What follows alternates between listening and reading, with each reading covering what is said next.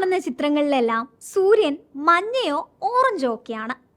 ഇനിയിപ്പോൾ നാസയൊക്കെ പുറത്തുവിടുന്ന ചിത്രങ്ങളിലാണെങ്കിൽ നീല, ചാരം, തവിട്ട് എന്നീ നിറങ്ങളിലായിരിക്കും സൂര്യനെ കാണാനാവുക.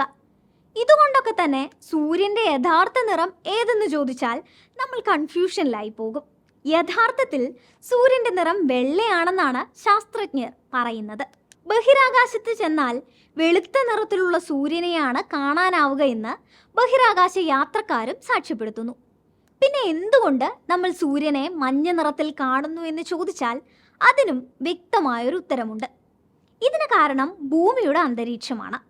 അന്തരീക്ഷം സൂര്യവെളിച്ചത്തിലെ നീല നിറത്തെ കൂടുതലായി വിസരണം ചെയ്യിക്കുന്നു. ഇത് ആകാശത്തിന് നീല നിറം നൽകുന്നു. നീല ഒഴികെയുള്ള നിറങ്ങൾ കൂടിച്ചേരുന്നതോടെ സൂര്യൻ മഞ്ഞ നിറത്തിൽ കാണപ്പെടുന്നു. മറ്റൊരർത്ഥത്തിൽ പറയുകയാണെങ്കിൽ സൂര്യൻ ഒരു മഞ്ഞ നക്ഷത്രമാണ്. കാരണം നക്ഷത്രങ്ങളുടെ സ്പെക്ട്രൽ വർഗീകരണം അനുസരിച്ച് സൂര്യനെ മഞ്ഞ നക്ഷത്രങ്ങളുടെ വിഭാഗമായ ജിയിലാണ് ഉൾപ്പെടുത്തിയിരിക്കുന്നത്. ഭൂമിയിൽ നിന്ന് കാണുമ്പോഴും സൂര്യൻ മഞ്ഞ തന്നെ. എന്നാൽ വെള്ളയാണ് സൂര്യൻ്റെ നിറം എന്നതാണ് യാഥാർത്ഥ്യം. രസകരമായ മറ്റൊരറിവുമായി വീണ്ടും കാണാം.